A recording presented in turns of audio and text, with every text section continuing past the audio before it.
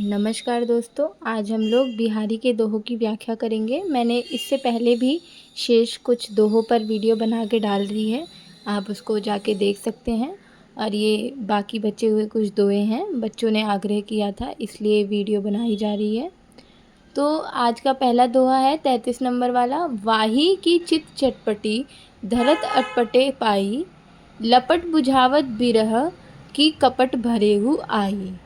मतलब यहाँ पर जो उत्तमा खंडिता नायिका होती है ना, उत्तमा खंडिता मतलब आप बिहारी का पढ़ेंगे, जब किताब पढ़ेंगे उनके बारे में पढ़ेंगे तो बिहारी ने नायिकाओं का भी भेद किया। अलग अलग नायिका होती है, विसारिका नायिका होती है, एक रात्रि की नायिका होती है, ऐसे ही एक उत्तमा खंडिता नायिका होती है। वो अपने नायक से कह रही है, अपने प्रियतम से कह रही है कि तुम रात भर जिसके पास थे, तुम रात भर जिससे मिलकर आए हो, जिसके यहाँ पर रहे हो रात भर, तुम अभी भी उससे मिलने के लिए, तुम फिर से उससे मिलने के लिए जो तुम्हारा चित्त है, तुम्हारा दिल है, वो अभी भी व्याकुल है। तो तुम्हारे पाँव तो अटपटे होंगे ही। मतलब यहाँ लिखा है ना चित्त चटपटी, मतलब कि तुम्हारा जो चित्त है, जो दिल है, वो चटपटा रहा है, कुछ करने को मतलब किसी कार्य के लिए बहुत ज़्यादा उत्साहित हो रहा है। तो मतलब यहाँ वो नायिका कह रही है अपने नायक को कि तुम रात भर जिसके साथ रह कर आए हो, तुम अभी भी उसके पास ही जाना चाहते हो। इन सब के सामने तुम्हें मेरा विरह कहाँ दिखेगा। और मेरा विरह तो ऐसा है कि तुम ये सब कर रहे हो, उसके बाद भी मेरा दिल तुम्हें देखकर ही शांत हो जाता है। वो कह रही है कि मेरे को अब कोई भी दुख नहीं है, क्योंकि तुम तो पूरा कपट से भरे हुए हो। यहाँ लिखा है ना, बिरही की कपट भरे आऊ। मतलब यहाँ पर वो बोल रही है कि मुझे नहीं है दुख, तुम तो कपट से भरे हो। मतलब यहाँ पे एक छल हुआ है, नायक उसके साथ छल कर रहा है नायिका के साथ, किसी और अन्य स्त्री के साथ रहकर। परंतु स्त्री उसको व्यंग रूप में कह रही है कि मेरा तो मन जो है, जो मेरी विरह ज्वाला है, वो तुम्हें देखकर बुझ गई है। तुम्हें जिसके पास जाना है, तुम रात्रि भर जिसके पास रह कर आए हो, तुम उसके पास चले जाओ। तो ये था इस दोहे का मतलब। अगला दोहा देखते हैं। अगला दोहा है, नहीं परागु नहीं मधुर मधु, नहीं विकासु इकी काल, अली कली सी सौ बांध्यो, आगे कौन हवाल।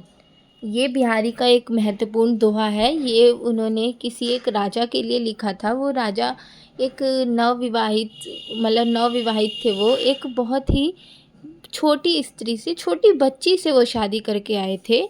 और जब से वो शादी उन्होंने उनसे की थी, उस बच्ची से, तब से वो कक्ष में बंद थे। उन्होंने राजपाट छोड़ दिया था, केवल उसी में भोग विलास में लिप्त थे। नई शादी हुई थी तो नई वो जो बच्ची थी उसके साथ वो कक्ष में बंद थे राजपाट छोड़कर। तो उनको समझाने हेतु कह सकते हैं कि बिहारी ने ये दोहा लिखा था। तो इसमें ये बताया गया है कि ये लिखा है, नहीं परागु नहीं मधुर मधु। मतलब वो कह रहे हैं बिहारी कि अभी तो इसमें पराग मतलब पुष्प रस, जो मतलब अभी जवानी का वो रंग रूप नहीं आया है। आगे बोल रहे हैं नहीं मधुर मधु, मतलब वो कह रहे हैं अभी मकरंद अर्थात जो सरसता होती है, जो सरलता होती है, जो शरीर में एक रस होता है, वो अभी इसके शरीर में नहीं आया है। और लिखा है नहीं विकासु, मतलब कोई विकार नहीं है, अर्थात यौवन के कारण जो अंगों में प्रफुल्लता होती है, जो यौवन के समय अंगों में एक प्रफुल्लता आती है, अभी उसका भी कोई विकास नहीं हुआ है। तो वो राजा से कह रहे हैं कि अभी तुम इस कली से, अभी तो ये पुष्प की छोटी सी कली, अभी इसमें पुष्प निकलना बाकी है। यहाँ लिखा है अली कली सौ बांधियो, मतलब कि अभी आप इस कली से क्यों बंधे हुए हैं। अभी आगे जब इनका विकास होगा, जब यौवन आएगा, जब अंगों का वो उच्चारण होगा, जब उनका प्रफुल्लता होगी अंगों में, जब उनके अंदर सरसता आएगी, तब ये किसके हवाल होंगी। तुम अभी अगर ये सब कर रहे हो तो जब इनका यौवन आएगा तब आप क्या करेंगे।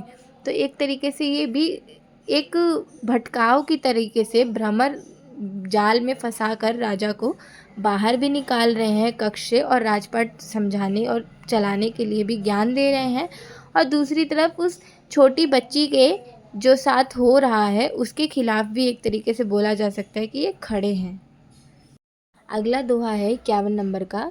दीर्घ सास न लेहि दुख सुख साही न भूली, दई दई क्यों करतू है दई दई सु कुबूली।